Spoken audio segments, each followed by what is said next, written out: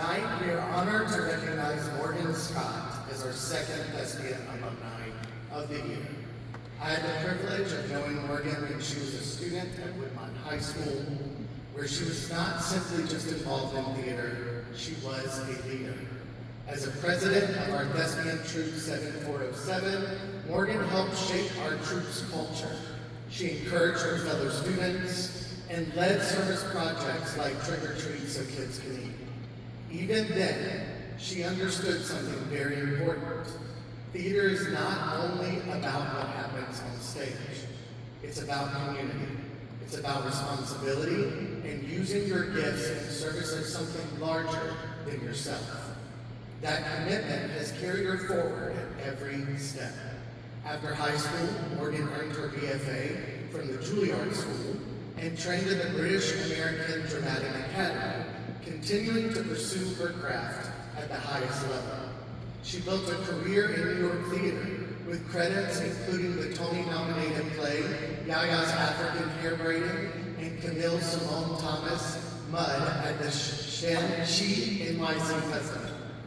Most recently, she originated the role of Nell on Broadway in the Tony-nominated play John Proctor's The Villain.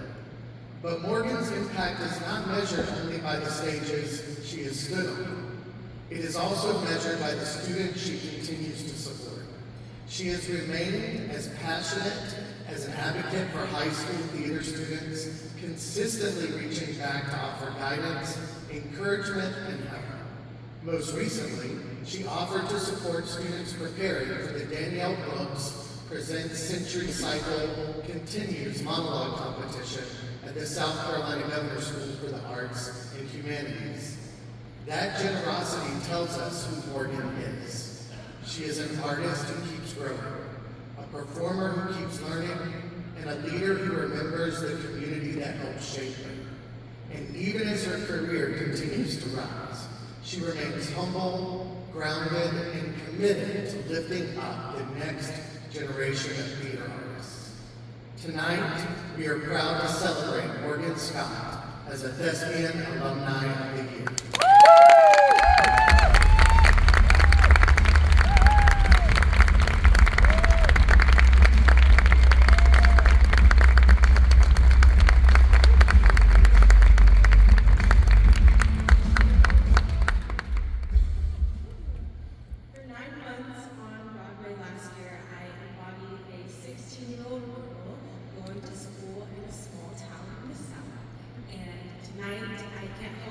About myself as a teenager who went to school in a small town in the South.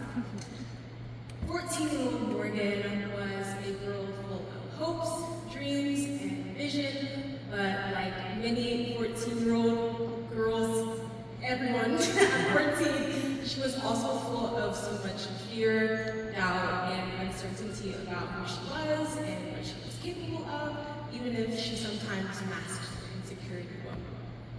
One thing that she knew for certain was that she had to audition for Woodmont High School's Fall 1 Act play.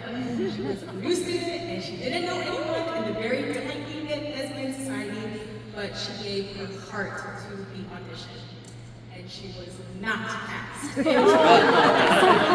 Fall 1 Act play. But the theater teachers at the time, Mr. Ragland and Mr. Halverson, made a point to pull her to the side and share how much they were moved by her audition. They encouraged her to get connected with the local community theater, to enroll in their Theater 1 class, and to audition again in the spring show. And this was the first of several key moments in my high school journey where teachers went out of their way to speak life into me. Life and death are in the power of the tongue.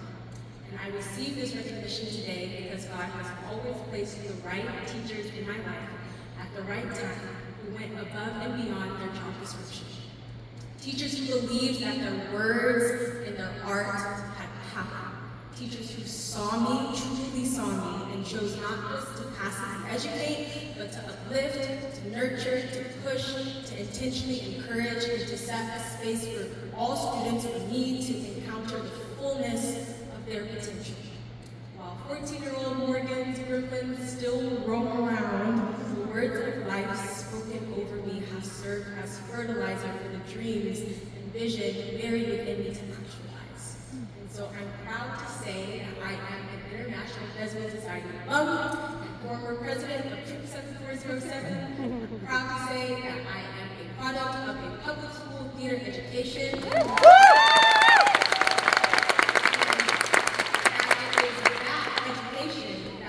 To one of the top arts conservatories in the world and to then go on to have a budding Broadway career.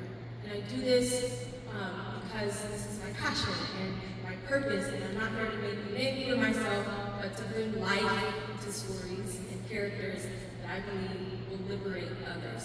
And I carry this mindset largely because I saw it first, modeled by my teachers, Mr. Culver, and Cleveland County classrooms. So thank you to Mr.